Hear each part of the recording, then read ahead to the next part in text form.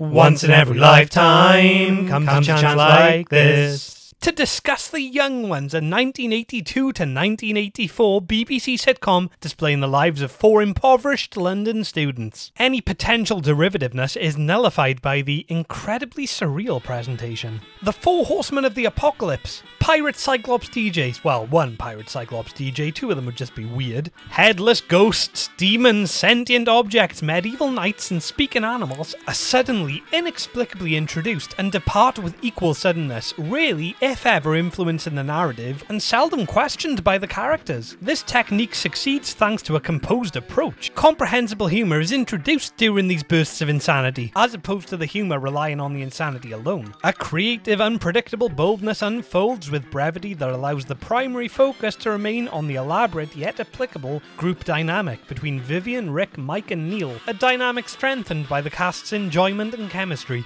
The late great Rick Mayall and the early great Edmondson provide the infectious anarchy that would define their many subsequent collaborations. In Mayall's case, this attitude prevailed even when narrating Brothers Grimm fairy tales for children's TV several years later. Nigel Planer, late narrator of Grisly Tales for Gruesome Kids, introduces an endearing melancholic sympathy, while Chris Ryan satisfies the role of the straight man who occasionally embraces the surrounding chaos. Meanwhile, the frequent appearances of Alexei Sayle create an even more absurd atmosphere than is typical of the show. A plethora of now-known figures cameo, such as Stephen Fry and Hugh Laurie, who are of course members of the famous comedy double act Mitchell and Webb, Emma Thompson, Dawn French, and Jennifer Saunders. Wife of main cast member Edmondson and mother of Shrek's Prince Charming appear among many others. An eclectic, energetic soundtrack is provided courtesy of every episode featuring a performance from a then popular band. Musical guests include Motorhead, The Damned,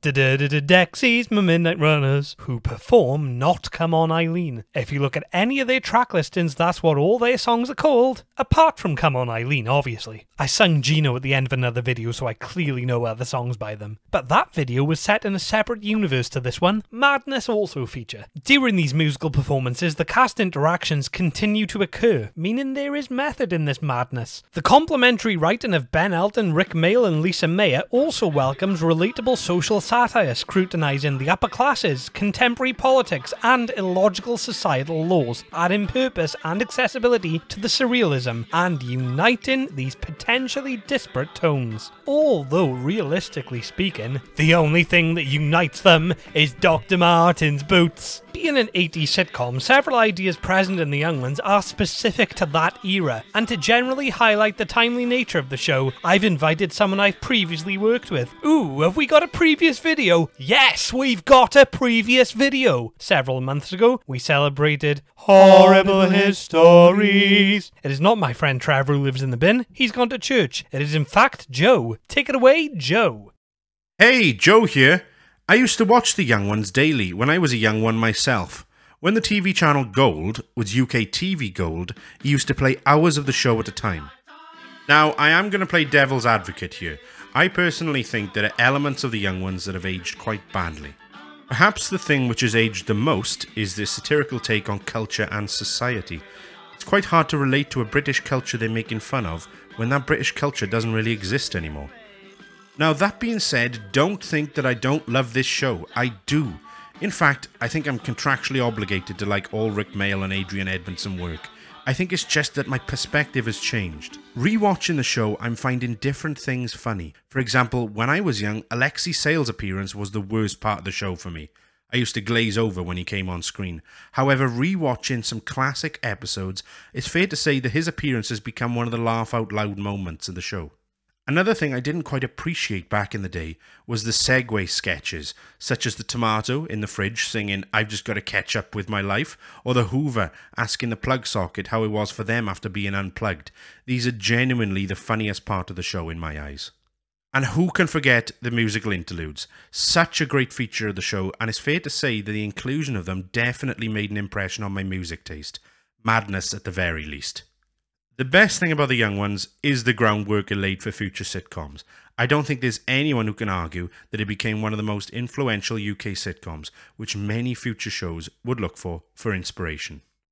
Thanks, Joe. As my associate highlighted, The Young Ones is dated in certain areas, though even this quality invites modern historical context and even educational merit. For example, did you know that crop rotation in the 14th century was considerably more widespread after John? Or that we sow the seed, nature grows the seed, and we eat the seed? With its advanced slapstick, rampant surrealism, theatrical performances, and all strengths previously highlighted, The Young Ones is a perfect and important sitcom. Some episodes are available on YouTube, and I will link the best remembered of these episodes in the description. Watch it with a hearty plate of risotto, and if it tastes like snow, then don't blame me. I didn't cook it, alright? Young Ones fans are invited to comment on how many Young Ones quotes they noticed. I'm not sure how many there are myself. I stopped counting. I don't have 6 pairs of hands. I used to, but then the teapot-dwelling genie who gave them to me was killed by boiling water. Thanks, Vyvyan. I should leave now. Doctor Not the 9 o'clock news is here to see me. So I'd best conceal this sticky bun by placing it precariously on the edge of this box. Rain fly pie with a mosquito side salad, 23 years on a meat-free diet, Beatles crickets is gonna get you sick, here's a little sucker and you ought to try it. Cuckoo, daddy long legs, hope it makes more money than a Peggy Sue. Hey, hey, hey.